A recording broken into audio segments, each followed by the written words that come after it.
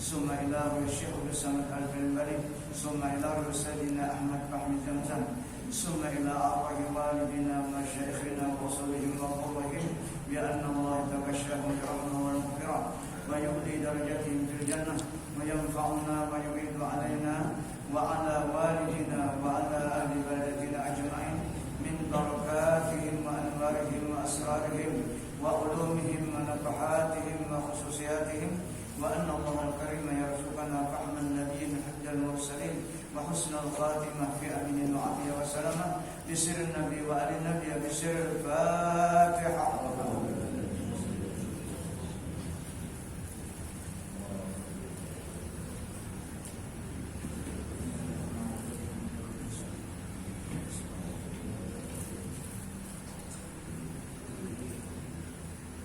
أعوذ بالله من الشيطان الرجيم. بسم الله الرحمن الرحيم.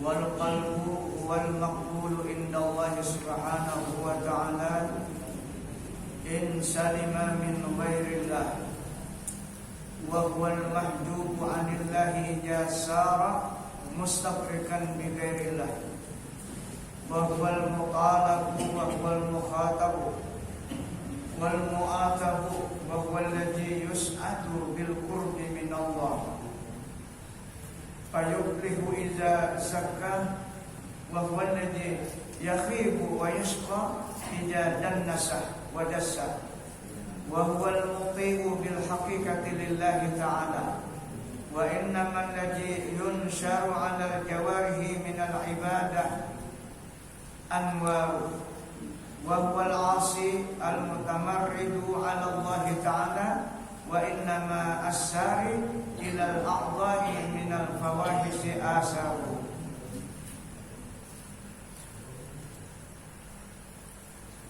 Artinya, dan adalah hati itu yaitu yang makbul pada Allah Ta'ala apabila sejahtera ia hati daripada berbimbang akan sesuatu yang lain daripada Allah Ta'ala.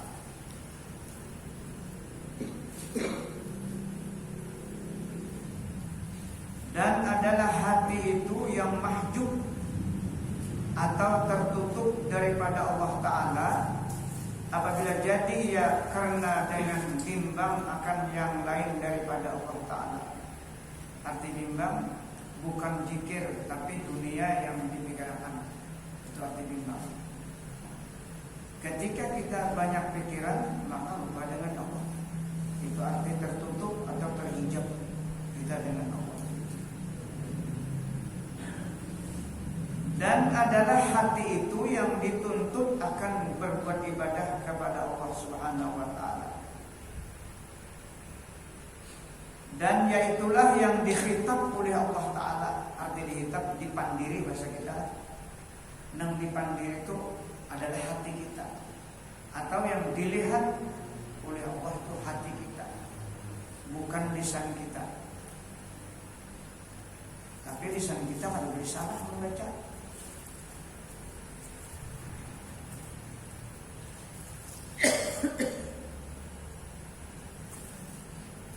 Dan yaitulah yang dikhitab oleh Allah Ta'ala supaya ma'rifah akan dia hati, supaya kenal dengan Allah Subhanahu wa Ta'ala. Jadi hendaknya kenal atau ingat itu di dalam hati. Oleh karena itu hati kita harus dibersihkan dari bermacam-macam penyakit.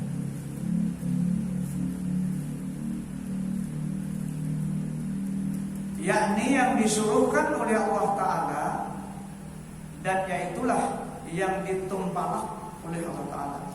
Nah, saya dapat ditumpalak, ditiwas bahasa kita. Hati kita nih kalau lalai maka ditiwas.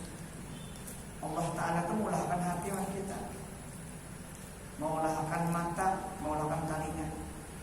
Gara-gara 3 macam itu tidak dipergunakan untuk mengingat Allah, maka kita dikatakan oleh Allah sebagai hayawan. Yang disebutkan dalam Al-Quran, walaqad jara'na jahannam minal insi wal jin, dan telah kami sediakan neraka jahanam telah untuk jin dan manusia. Lahum qulubun la yafqahuna biha, Kami ciptakan, kata Allah, mereka itu hati-hati, tapi tidak pernah hatinya mengingat Allah. Walahum a'yunun la yubsiruna biha. Kami ciptakan mata-mata, tapi ketika memandang tidak pernah mengambil iktibar. Yang dipandang itu, kada ingat bahwa yang dipandang itu ingat ciptaan Allah. Walahum ujunun la yasma'una biha. Kami ciptakan sudah telinga-telinga mereka, tapi telinga mereka diperdanakan untuk sesuatu yang diharamkan oleh Allah Subhanahu wa taala. Hum kal an'am, kata Allah.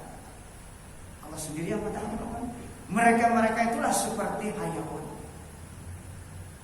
Bal hum adall, bahkan lebih sesat daripada hayawan, binatang.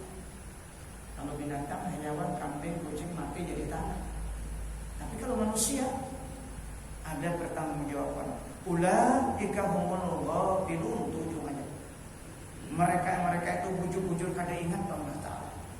Dibawa dengan kalimat ghafilun isim fa'il, nah lain dengan yaqulun dengan fi'il mudhari itu bisa diingat. Tapi kalau dibawa dengan kalimat isim fa'il, orangnya berisim fa'il itu buta, bujur, kada ingat bujur Allah Ta'ala. Hatinya tuh ada ingat Allah Ta'ala. Tapi di bawah, makanya Allah mengatakan kal an'am, seperti binatang. Nah, ini pentingnya hati kita diperhatikan dan dijaga supaya jangan sampai lalai dengan Allah. Bagaimana caranya? Kita lanjutkan.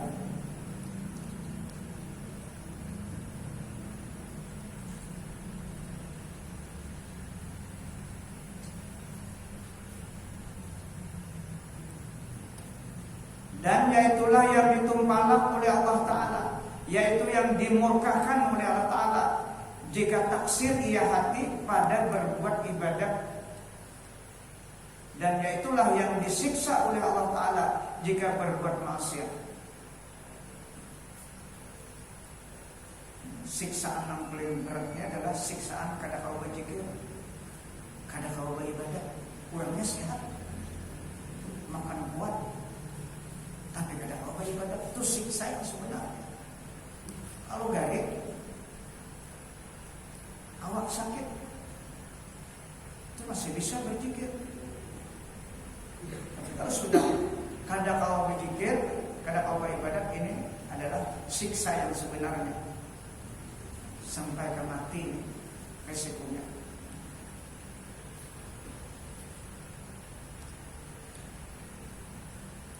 Dan yaitu yang diberi bahagia oleh Allah Ta'ala dengan hampir daripada hadrat Allah Ta'ala, maka dapat kemenangan apabila disuci akan dia hati daripada segala kejahatan yang di dalam hati.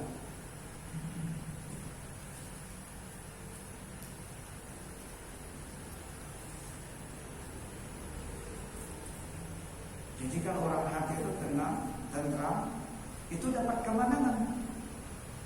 Arti menang apa? Selalu dengan Allah. Selalu mengingat Allah. Dan yaitu yang diberi kejahatan dan diberi celaka apabila dicemarkan akan di hati dengan segala maksiat. Yang nama sedang berat adalah syirik kepada Allah Subhanahu wa taala. Itu yang paling kita perhatikan. Jangan sampai kita mensyirikatkan Allah. Bukan berarti dosa-dosa yang lain itu tidak, tapi itu dapat minta ampun sama Allah.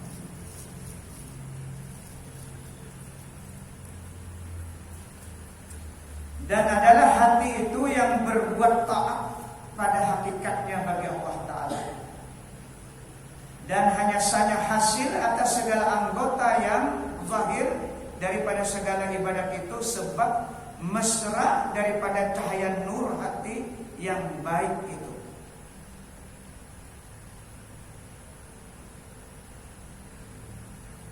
Jadi hati yang sudah diletakkan oleh Allah nur. Kalau rahmat berataan kita dapat sudah. Nah, rahmat Allah berataan kita bisa hadirkan karena rahmat dan kurnia Allah. Tapi nur itu belum tentu lagi lah. kadar nur kita. Dalam Al-Quran disebutkan apa? Wa man lam yaj'alillahu lahu nuran, barang siapa yang tidak diletakkan Allah nur di dalam hatinya, fama lahu min nur, maka dia tidak bisa beribadah, tidak bisa mengingat Allah secara istiqamah.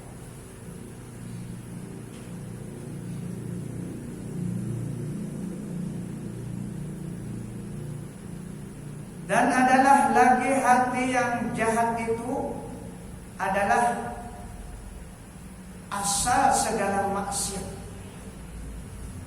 Kemudian mesra daripadanya maksiat itu kepada anggota yang jahil. Maka jadilah anggota yang jahil itu berbuat maksiat akan Allah Ta'ala. Karena segala kejahatan anggota yang zahir itu bekas daripada hati yang jahat itu pula.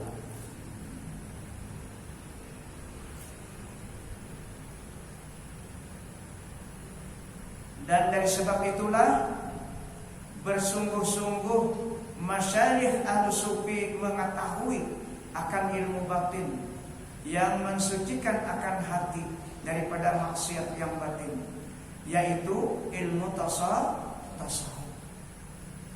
Jadi ada jalannya untuk cara membersihkan hati, pasti kita masuk kepada pelajaran ilmu tasawuf, pembersihan hati.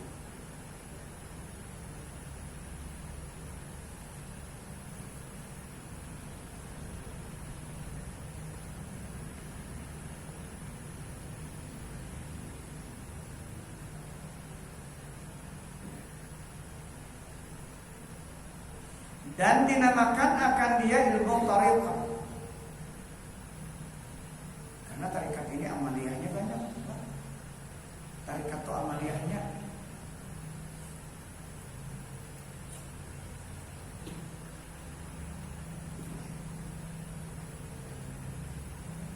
dan dinamakan akan dia ilmu suluk.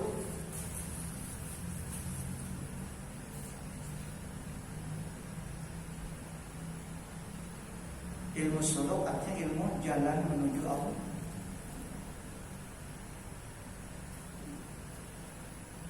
Karena tiada mengetahui akan kebaikan hati dan jahatnya hati itu melainkan dengan mengetahui ilmu tasawuf itu.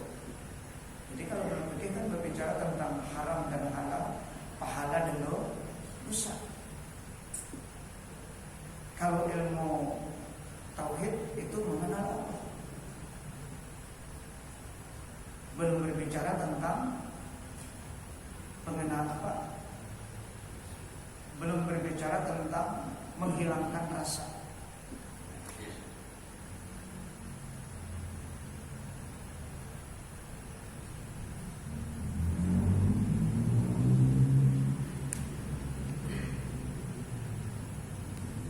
Dan barang siapa mengetahui akan hatinya itu, niscaya mengetahui ia akan nafsunya. Dan barang siapa mengetahui akan nafsunya itu, niscaya mengetahui akan Tuhannya. Seperti sabda Nabi SAW, Man arafa nafsahu faqad arafa rabbahu. Artinya barang siapa mengetahui akan nafsunya, niscaya mengetahui akan Tuhannya. Nah, pernah diketahui nafsu kita atau diri kita? Kita mengetahui bahwa diri kita ini al-ajiz, lemah. La haula wala quwwata illa billahil azim. Itu diri kita langsung. Yang kuat, yang kuasa hanya zat Allah Subhanahu wa ta'ala. Berarti kita kalau berbicara, bisa melihat dan bisa mendengar, berarti ini anugerah Allah, atau disebut rahmat Allah, atau disebut taufik Allah. Nah, itu yang kita praktikkan dalam keseharian kita.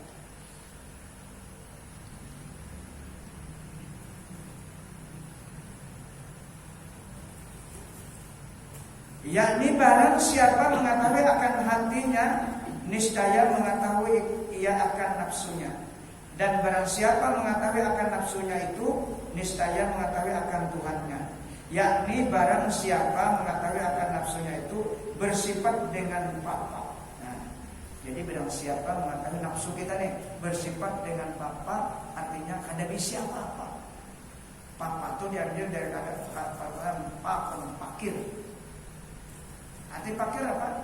Kada bisa apa-apa. Orang pakir selalu berhajat, kalau sesama manusia berhajat kepada pertolongan manusia. Ya. Tetapi kalau pakir yang dikehendaki, kita ada sedetik dan saat berhajat kepada Allah Subhanahu wa Ta'ala. Itu arti pakir. Cuma kita kada ingat. Ketika diberikan kesehatan, ketika diberikan kelebihan, ilmu dan yang lainnya, kadang-kadang terhijab dengan pemberian Allah itu, sehingga lupa dengan sang pemberi. Kada bersyukur, itu maknanya kada bersyukur. Orang bersyukur apa? Syukrun ni'am bil iqbali alal mun'im. Itu dikatakan oleh Ibnu Taimiyah dalam hikamnya. Bersyukur kepada Allah, nikmat Allah itu adalah kita menghadapkan hati kepada orang yang memberi nikmat. Bil iqbali alal mun'im. Jadi nanti dikatakan itu Allahnya, bukan pemberiannya. Itu sudah naik lah.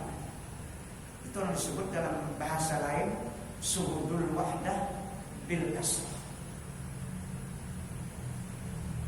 Memandang Allah di dalam memandang naik. Bagaimana orang yang berpaling dengan Allah kada bersyukur? Fal i'radu anhu bil wuqufi 'alal ni'am. Orang yang berpaling dengan Allah, dia berhenti pada nikmat itu, lupa dengan Allah.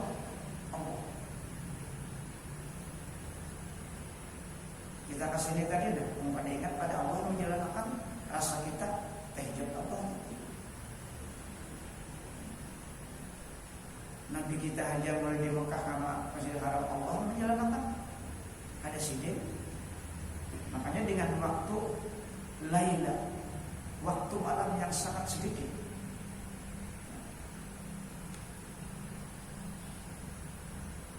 yang dilintasi dari Masjidil Haram ke Masjidil Aqsa itu kalau perjalanan pakai unta sebulan, belum lagi naiknya sampai ke Sidratul Muntaha.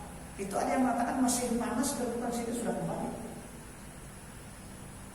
Ya, karena Allah yang memperlakukan. Subhanalladzi asra bi 'abdihi lailan. Maha suci Allah yang telah menjalankan hambanya Rasulullah dengan waktu malam yang sedikit, di bawah dengan lailan itu sedikit, artinya bahasa kita karena itu kalimatnya nakirah, tidak mau. Jadi logika kita ada bagaimana kita hanya beriman. Kita itu jauh dari rumah tadi. Ketika keluar dari pintu rumah, melangkahkan kaki, ingat sudah yang memperjalankan kita Allah Subhanahu. Makanya kita mi'raj dua. Karena Nabi kita mi'raj dan berjumpa dengan Allah, umatnya harus itu dua. Kalau Nabi yang lain kada mi'raj dan tidak berjumpa dengan Allah, makanya Nabi-Nabi yang lain itu kada mau memberikan syafaat kepada umatnya. Itu yang disebut dalam Al-Quran, "Faman kana yarju liqa'a rabbih falyamal 'amalan shalihan." Barang siapa ingin berjumpa dengan Allah di dunia pinandu, falyamal amalan saleh. Padahal mandu kan isi mustahab, artinya orang banyak. Kenapa falyamal amalan saleh digodeng mufrad?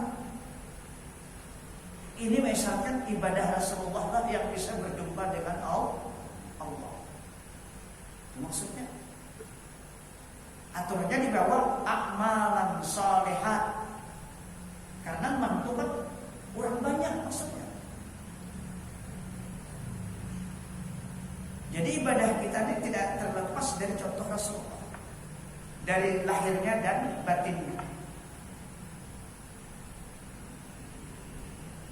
Bila lepas, kada berjumpa dengan Allah, kada pinandu dengan Allah. Karena orang yang berjumpa hanya satu, Rasulullah Sallallahu Alaihi Wasallam dengan merah.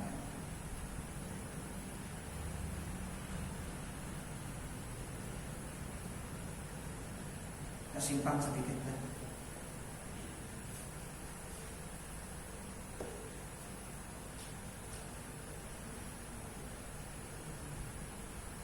Barang siapa mengetahui akan nafsunya itu bersifat dengan papa, niscaya mengetahui ia akan Tuhannya itu bersifat dengan kaya.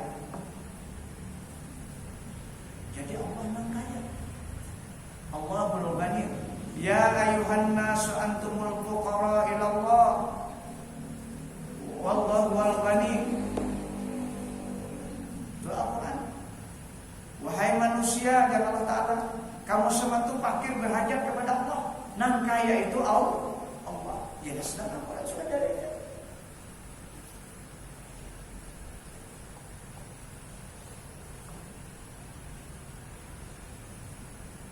Dan barang siapa mengetahui akan nafsunya itu bersifat dengan hina, niscaya mengetahui ia akan Tuhannya itu yang bersifat mulia.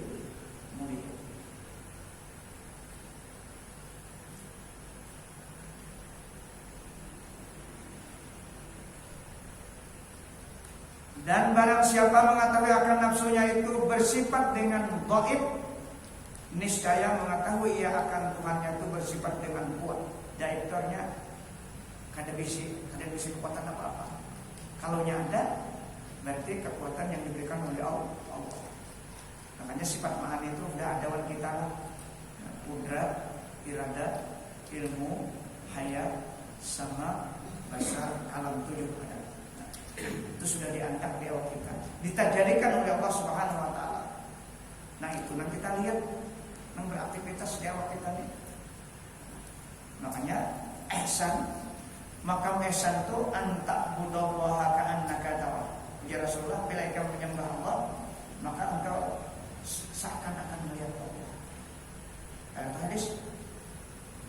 Kayak apa kita melihat Allah? Mata kepala kita tidak bisa melihat Allah. Karena Allah itu laisa kamitslihi syai'. Fa in lam takun tara fa innahu yara.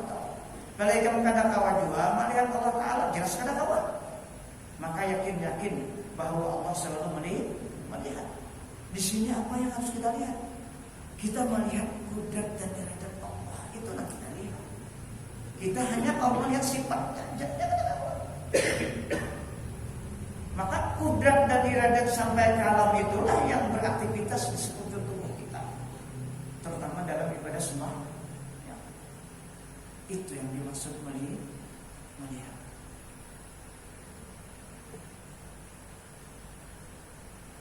Ini pelajaran orang baik.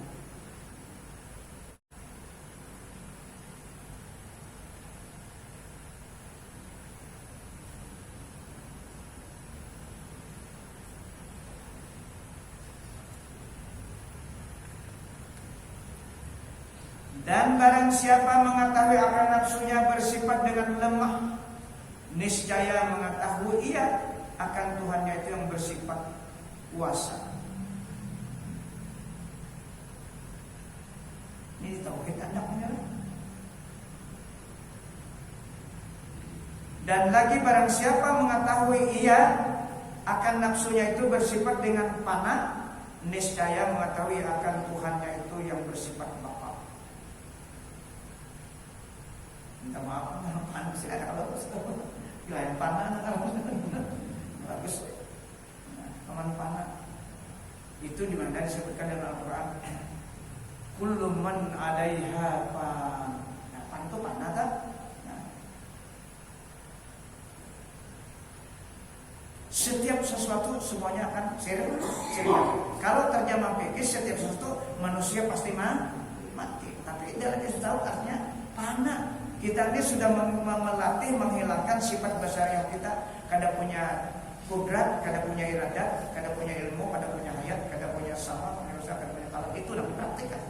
Makanya di dalam zikir itu la kudrata, la iradata, wala hayata, wala nang 10. Zikir kita 10. Itu latihannya. Bila itu terlatih, dapat anugerah dari Allah kita, mudah kita diberi perasaan panah. Nang kakal apa? Wa yabqa wajhu rabbika dzul Kita ini sirna semua. Kita ini hancur.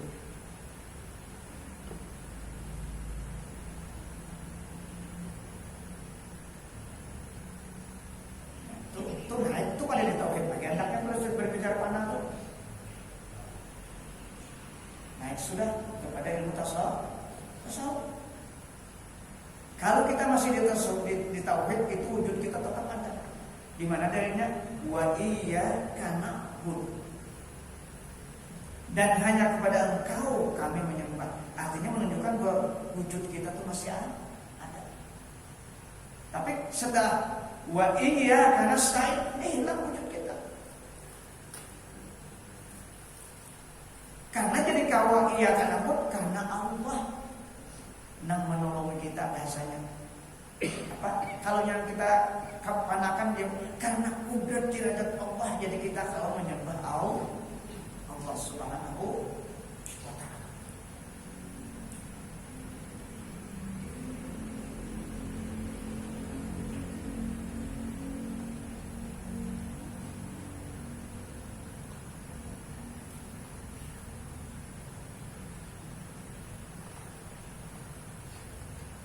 Jadi biar aja jangan takajub dulu. Jangan takajub dulu. Nah, masih bertahan di fikih atau di tauhid yang enggak. Ya, Allah Ta'ala kan memberinya.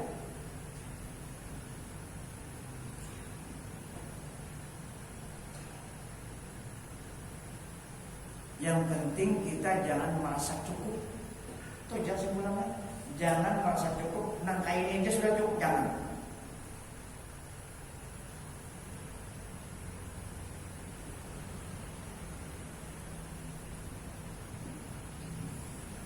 Dan barang siapa mengetahui ia akan nafsunya itu bersifat dengan hadis, niscaya mengetahui ia akan Tuhannya itu bersifat dengan qadim. Arti hadis apa? Orang yang hanya diulah, ya kan? Hadisun, orang yang baru. Itu hadisun itu orangnya, karena kalimatnya isim fa'il. Nah, kita ini hadis orang asalnya kan ada. Nang qadim itu Allah. Arti qadim kadabar permulaan dan tidak berkesudahan, itu Allah.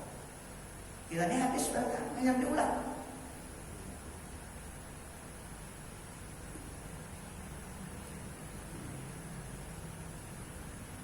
Dan barang sebagainya daripada segala sifat yang lawannya antara hamba dengan Tuhannya. Syahdan, lafaz kalbu yakni hati, dan lafaz ruh dan nafsu, dan lafaz akal itu yaitu bersalah-salahan makna mafhumnya itu dan bersamaan makna hakikatnya itu. Lafaznya memang berbeda-beda tapi maknanya satu.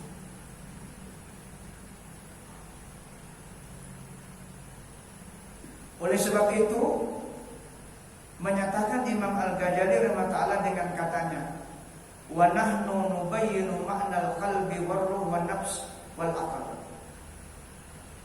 Artinya, dan kami menyatakan, kata Imam Ghazali, makna hati dan makna roh dan makna nafsu dan makna akal.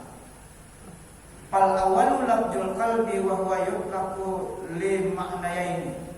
Ahaduhuma al-lahmu as-sanubahi asyaklu al-muda'u bil janibil aisar minas sadr wa fi batinihi tajwibun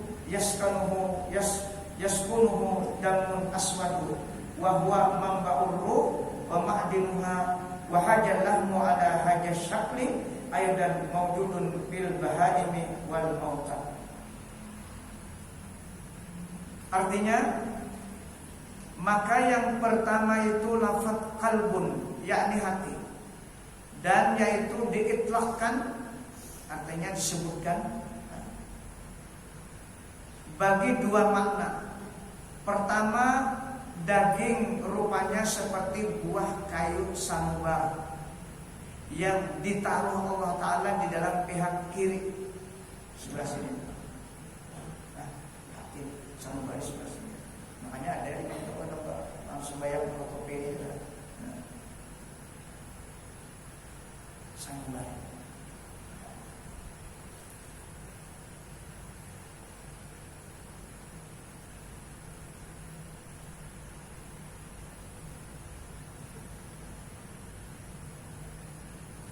yang ditaruh di dalam pihak kiri daripada dada kita. Itu hati. Kalau sebelah kanan paru-paru. Makanya kita disunatkan kalau guring leher itu sebelah kanan, jangan sebelah kiri. Itu Nabi kita menyuruh.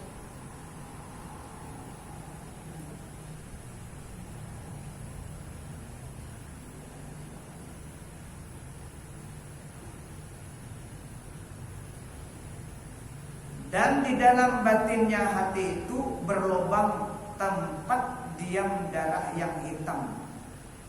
Nah, situ ada. Itu loh kita. Yang kisah Nabi itu sebenarnya kan dibedah secara hakikat. Itu hanya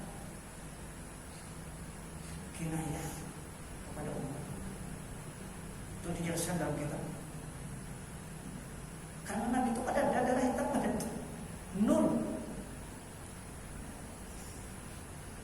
Cuma untuk mencontohkan bagaimana cara membersihkan hati.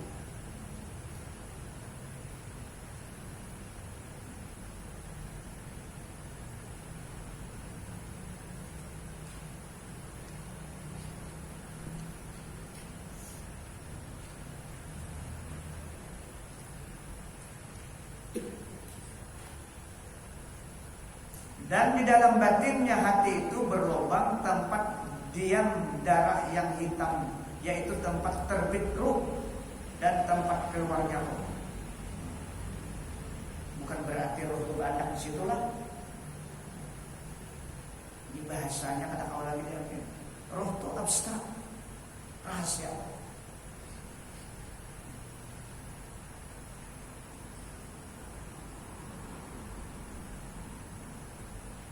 Dan daging yang dinamakan hati yang atas rupa buah sanubari ini ada pula bagi binatang dan bagi orang yang mati.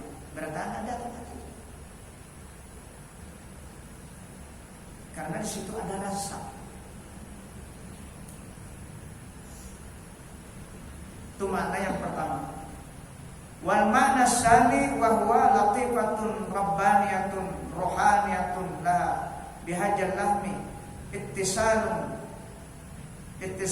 ma wa hajil latifatu hiyal alimatu billah al mudrikatu lima laisa yudrikuhu al khayalu wal wahmu wa huwa haqiqatu ruhil insan wa huwa al mukhatabu wa ila hajal makna al isyaratu bi qoulihi ta'ala inna fi dzalika la dzikra liman kana lahu qalbun.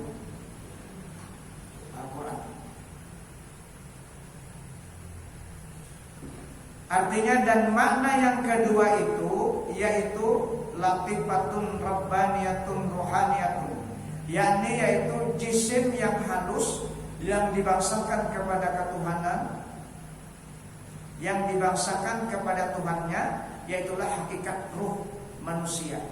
Seperti firman Allah Ta'ala, kulir ruh min amri rabbi. Artinya kata olehmu ya Muhammad, ruh itu perbuatan Tuhan.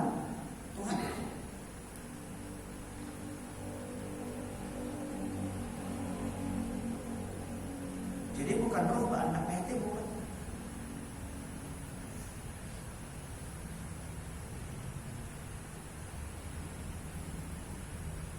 Dengan ruh itulah kita merasa senang, merasa sakit, merasa macam-macam.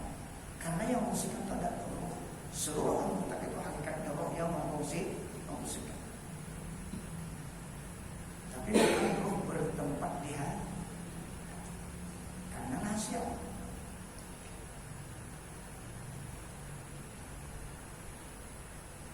Dan adalah baginya roh itu berhubung dengan daging yang bernama hati sanubari itu. Dan adalah hati yang bernama latifah rabbaniyah ini, yaitu yang mengetahui akan Allah Ta'ala. Itu sebenarnya. Jadi hati itu kenal dengan Allah karena roh tadi. Nama musyikan.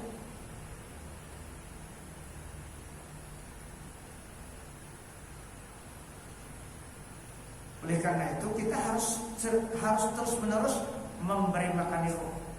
Makanan roh apa? Sudah ada dalam salawat tib. Allahumma shalli ala sayyidina Muhammadin tibbil qulubi wa dawaiha wa afiyatil abdan wa shifaiha wa nuril absar wa qutil arwah wa gijaya. Ada makanan-makanan roh. Ialah mengingat Allah. Tapi hati.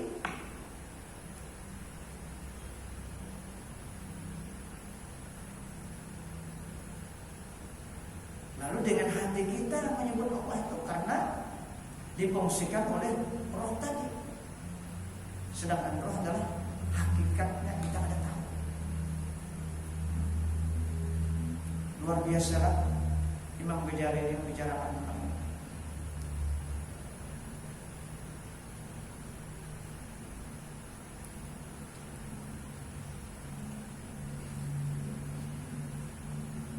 dan yang mendapat ia bagi barang yang tiada mendapat akan dia oleh khayal dan paham. Jadi kalau roh itu kan kalau masuk macam-macam karena itu dari Allah. Roh itu kan dari Allah. Nang masuk khayal itu ya hati kita.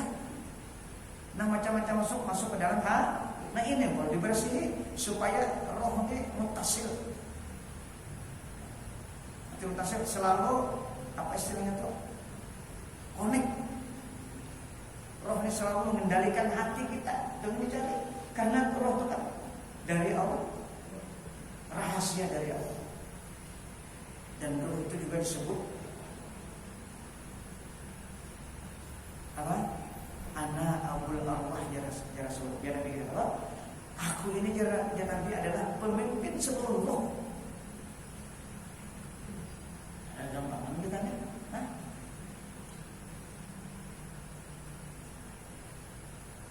Sebenarnya kita ini ahli surga sudah.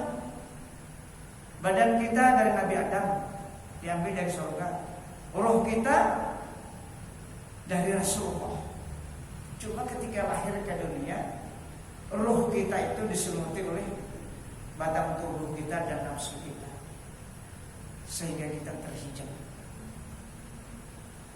Padahal roh itu sangat dekat dengan kita, yang disebutkan dalam Al-Quran. Walaqad khalaqnal insana wa na'lamu ma tuwaswisu bihi nafsu wa nahnu aqrabu ilaihi min hablil warid. Kata coba bayangkan, kami itu lebih dekat kepada kamu, kata Allah, dari urat leher dan darahmu. Kenapa kita bisa lupa dengan Allah? Karena terhijab dengan nafsu kita. Itu surah Kaf ayat 16.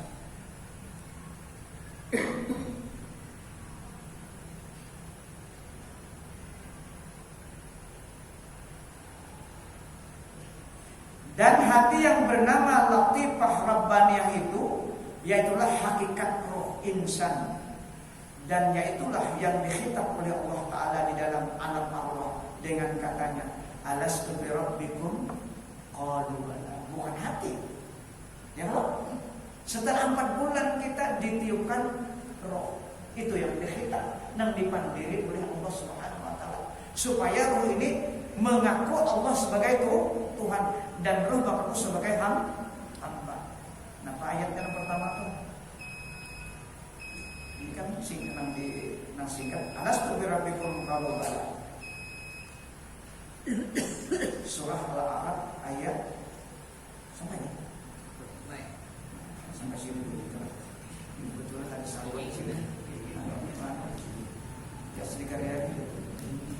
Sambungan ini panjang. Tinggal sini dulu lah. Mudah-mudahan apa yang kita baca malam ini tentang hati, mudah-mudahan Allah memberikan taufik kita. Jadi kita berusaha untuk membersihkan hati dengan memperbanyak zikir kepada Allah Subhanahu wa Ta'ala. Jadi ada amalan yang dibaca oleh Imam Ghazali yang semalam kita ulang lagi. Kalau hendak mengamalkan malam Jumat ya Allah 1000 kali, malam Sabtu la ilaha illallah 1000 kali, malam Ahad ya Hayyul Qayyum 1000 kali, malam Senin la haula wala quwwata illa billah, malam Selasa salawat Allahumma shalli ala Muhammadin ummi wa sallim, malam Arba'a sallallahu alaihi, malam Khamis subhanallah wa bihamdihi.